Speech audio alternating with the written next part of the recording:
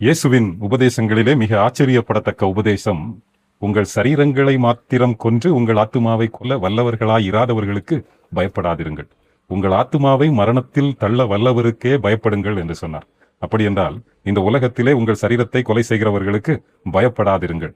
அதே போல அவர் தன்னை குறித்து சொன்னார், என் ஜீவனை எடுக்க இவ்வுலகில் ஒருவனுக்கும் அதிகாரம் இல்லை. அதை பின்னும் புரியும் வகையிலே சொல்ல வேண்டும் என்றால், பரிசுத்தமாக வாழ்ந்த எவரும், அதாவது பாவத்தை காணாத பாவமே செய்யாத எந்த மனிதனுக்கும் இந்த உலகில் ஆன்ம மரணம் மாத்திரமல்ல சரீர மரணமும் சம்பவிக்க வாய்ப்பில்லை. பாவமே இல்லாத ஒரு மனிதனிடத்திலே மரணம் சேர முடியாது. மரணத்திற்கு அங்கே இடமில்லை. எனவேதான் இயேசு கிறிஸ்து, இன்னிலே பாவம் உண்டென்று உங்களில் யார் என்னை குறை சொல்ல முடியும் என்று சவால் விட்டவர், யோவான் 10ஆம் அதிகாரத்திலே 17-18 வசனங்களிலே, நான் என் ஜீவனை மறுபடியும் அடைந்து கொள்ளும்படி அதை கொடுக்கிறபடியினால் பிதா என்னில் அன்பாயிருக்கிறார், ஒருவனும் அதை என்னிடத்திலிருந்து எடுத்துக்கொள்ள மாட்டான், நானே அதை கொடுக்கிறேன், அதை கொடுக்கவும் எனக்கு அதிகாரம் உண்டு, அதை மறுபடியும் எடுத்துக்கொள்ளவும் எனக்கு அதிகாரம் உண்டு. இந்த கட்டளையை என் பிதாவின் இடத்திலே பெற்றுக்கொண்டேன் என்றார். இது ஒரு 100% கடவுளாக அவருக்கு இந்த வல்லமை இருக்கிறது. அதே போல 100% மனிதனாக ஒரு பாவமும் செய்யாத ஒரு மனிதன், ஒரு பாவமும் செய்யாமல் இந்த உலகத்திலே வாழ்ந்த ஒரே மனிதன், பாவ பெற்றோர்களுக்கு பிறக்காமல் ஸ்திரீயின் வயிற்றிலே பாவ சரீரத்திலே பிறந்தார், பரிசுத்த ஆவியிலே பிறந்தார். இது மிகவும் முக்கியமான நம் சிந்தனையில் எடுத்துக்கொள்ள வேண்டிய ஒரு காரியம். இயேசு கிறிஸ்து பாவமற்றவராக இருந்ததினால் அவருடைய ஆத்துமாவை சொந்தம் கொண்டாட பிசாசுக்கு வாய்ப்பில்லை.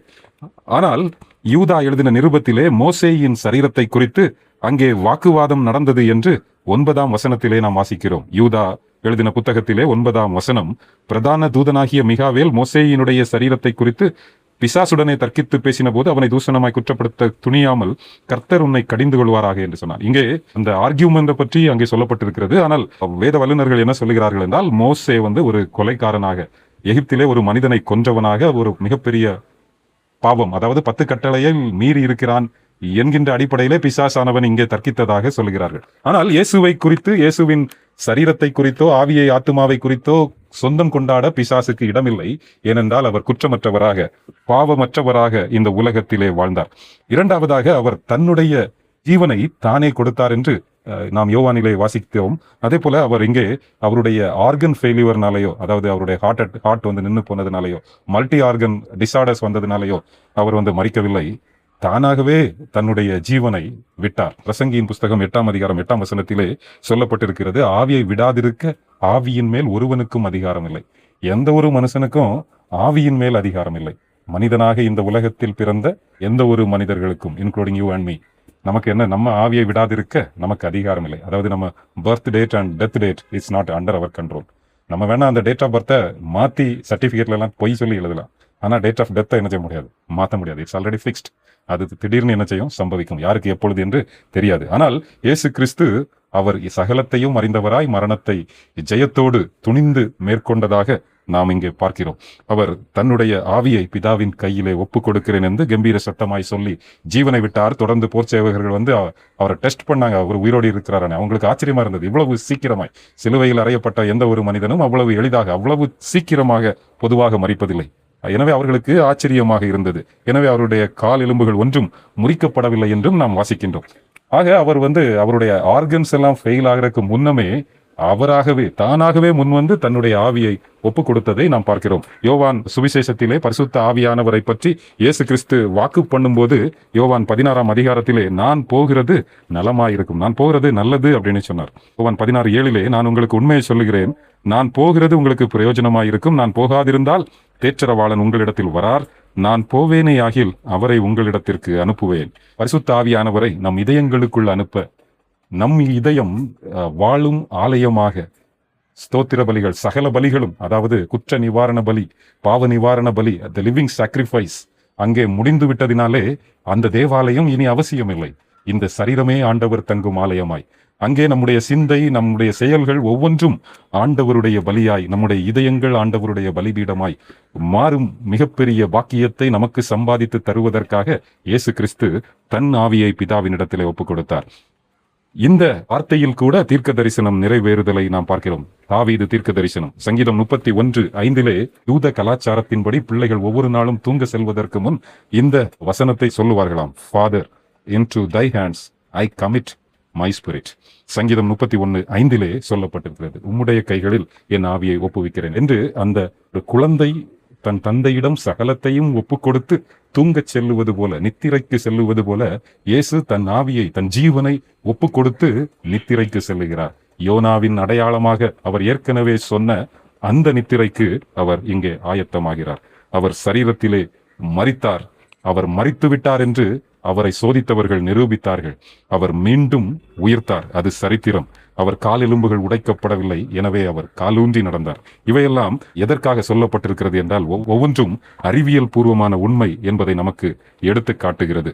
இங்கே ரொம்ப முக்கியமான ஒரு காரியம், நம்முடைய வாழ்க்கையில் என்ன பிரயோஜனம், இந்த வார்த்தையிலிருந்து நாம் எதை கற்றுக்கொள்ளுகிறோம், இந்த வார்த்தையிலிருந்து நாம் எதை பெற்றுக்கொள்ளுகிறோம், இதுதான் மிக முக்கியமாக நாம் சிந்திக்க வேண்டிய ஒரு காரியம்.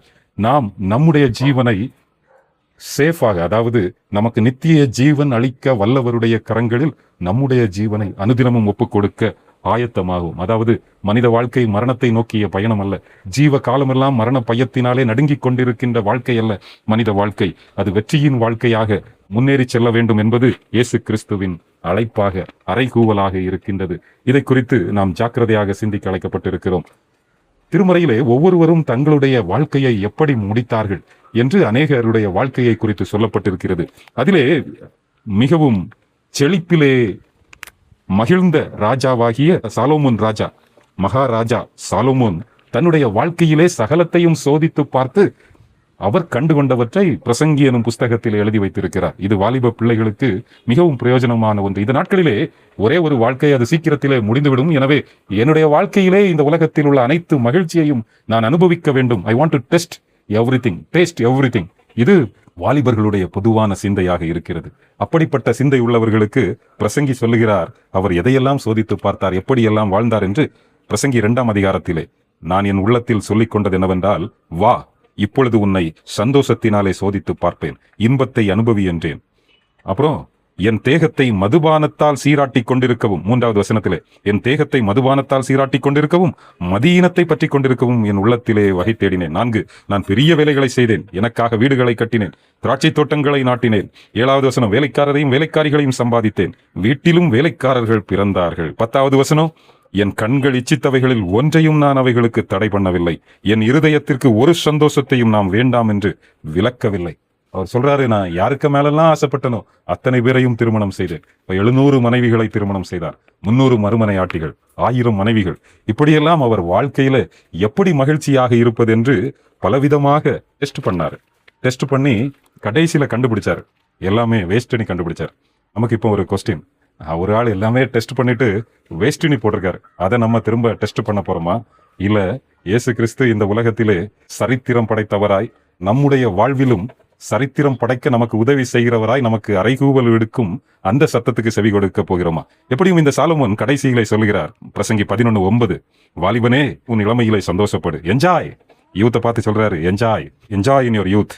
உன் வாலிப நாட்களிலே உன் இருதயம் உன்னை பூரிப்பாக்கட்டும், உன் நெஞ்சின் வழிகளிலும் உன் கண்ணின் காட்சிகளிலும் நட. நீ என்னெல்லாம் தோணுதோ எல்லாம் செய். ஏன்னா யூத்துக்கு எது பிடிக்காதுன்னா, டூ நாட், டோன்ட்ங்கிற வார்த்தை யூத்துக்கு பிடிக்காது. அதனால அவர் என்ன சொன்னார், அவருக்கும் பிடிக்கல. அவர் யூத்தா இருக்கும்போது அவங்க அப்பா சொல்லியிருந்தாரு, இப்படி எல்லாம் பண்ணக்கூடாது, காடே எச்சரித்தார், யூ ஆர் டூயிங் ராங். ஆனா அவருக்கு அதெல்லாம் பிடிக்கல. அதனால அவர் சொன்னாரு, அதனால அவர் தன்னுடைய அனுபவத்திலிருந்து நமக்கு சொல்லக்கூடிய அட்வைஸ், என்ன வேணாலும் செய், என்ஜாய், பட். ஆனா அங்க ஒரு பட் போடுறார், ரொம்ப இம்பார்ட்டன்ட். ஆனாலும் இவை எல்லாவற்றின் நிமித்தமும் தேவன் உன்னை நியாயத்திலே கொண்டு வந்து நிறுத்துவார் என்று அறி. இவை எல்லாவற்றின் நிமித்தமும் தேவன் உன்னை நியாயத்திலே கொண்டு வந்து நிறுத்துவார் என்று அறி. உன் மாம்சத்திலிருந்து தீங்கை நீக்கி போடு, இளவயதும் வாலிபமும் மாயையே. கடைசியில சொல்றாரு, இந்த உன்னோட யூத், உன்னோட வாலிப நாட்கள் எல்லாம் சீக்கிரம் காணாம போயிடும், ஒரு செகண்ட்ல. ஒருவேளை ஒவ்வொரு தடவையும் நீ ஏதோ ஒரு பிளஷர், ஏதோ ஒரு ஜாய் இதெல்லாம் தேடி ஓடும்போது, ஒவ்வொரு நாளும் அந்த நாளை முடிக்கும் போது நீ பெற்றுக்கொண்ட மகிழ்ச்சிகள் எல்லாம் உனக்கு நிந்தையாகத்தான் இருக்கும். அது பின்னும் உன்னை கில்ட்டிக்கு நேராக, குற்ற உணர்வுக்கு நேராக உன்னை வழிநடத்தும். ஆனால் ஆண்டவருடைய வார்த்தையிலே, இயேசு கிறிஸ்து சொன்ன பாதையிலே செல்லுகிறவர்களுக்கு ஜீவனும் சமாதானமும், நித்திய ஜீவனும், மறுமையிலே நித்திய ஜீவன், இம்மையிலே இந்த உலகத்திலே சமாதானம். இது இயேசு கிறிஸ்து அவருடைய பிள்ளைகளுக்கு சொல்லி இருக்கிற மிகப்பெரிய ஆசீர்வாதம். தொடர்ந்து பிரசங்கி 12 கடைசியாக சொல்லுகிறார், 13வது வசனம், பிரசங்கி 12:13 காரியத்தின் கடைத்தொகையை கேட்போமாக. நான் ஏன் இதெல்லாம் எழுதினேன், இவ்வளவு பெரிய புத்தகம் எழுதினேன்? ஒரே ஒரு ரீசன் தான் தம்பி. தேவனுக்கு பயந்து அவர் கற்பனையை கைக்கொள். எல்லா மனுஷர் மேலும் விழுந்த கடமை இதுவே. எல்லா மனுஷர் மேலும் விழுந்த கடமை, எல்லாருக்கும் மேல இருக்கிற ஒரு கடமை. கண்டிப்பா நான் இதை செய்யணும். எனது ஆண்டவருடைய கட்டளைக்கு நான் கீழ்ப்படிய வேண்டும். இதை குறித்து நாம் ஜாக்கிரதையாக இருப்போம். பின்னும் பிரசங்கி 2:26 சொல்லுகிறார், தேவன் தமது பார்வைக்கு நல்லவனாய் இருக்கிறவனுக்கு ஞானத்தையும் அறிவையும் இன்பத்தையும் அளிக்கிறார். தேவன் தமது பார்வைக்கு நல்லவனாய் இருக்கிறவனுக்கு, தேவனுடைய பார்வையில் நல்லவனாய் இருக்கிறவனுக்கு ஆண்டவர் எதை கொடுக்கிறாரா? ஞானம், அறிவு, இன்பம். பாவம் செய்கிறவனுக்கு தமது பார்வைக்கு நல்லவனாய் இருக்கிறவன் வசமாய் வைத்துவிட்டு போகும் பொருட்டு சேர்த்து குவித்து வைக்கும் தொல்லையை அவர் நியமித்திருக்கிறார்.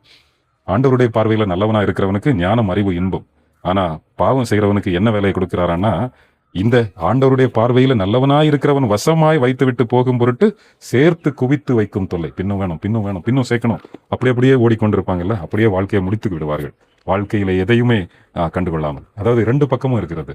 ஒரு பக்கத்துல சாலமோன் இந்த உலகம் அனைத்தையும் சொந்தமாக்க துடித்தான். இந்த உலகம் அனைத்தையும் சொந்தமாக்கினேன் என்று மகா ராஜா அலெக்சாண்டர் சொன்னார். ஆனா அவரு இந்தியாவிலிருந்து போகும்போது ஒரு ஃபீவர்ல செத்த போது பிரேத பெட்டியில வெளியே 2 கைகளும் விரிக்கப்பட்டவராய் கொண்டு போனாங்களாம். அவருக்கு முன்னால எத்தனையோ டன்ஸ் ஆஃப் கோல்டு போயிட்டு இருந்ததா.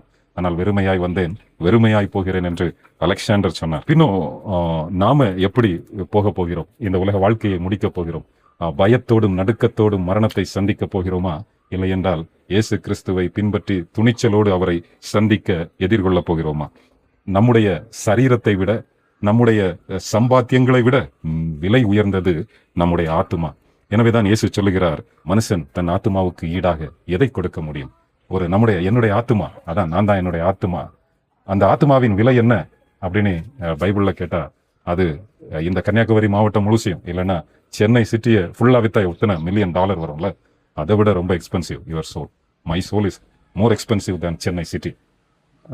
அதான் மனுஷன் உலகம் முழுவதையும் ஆதாயப்படுத்தினாலும் தன்னுடைய ஆத்துமாவை நஷ்டப்படுத்தினால் அவனுக்கு லாபம் என்ன?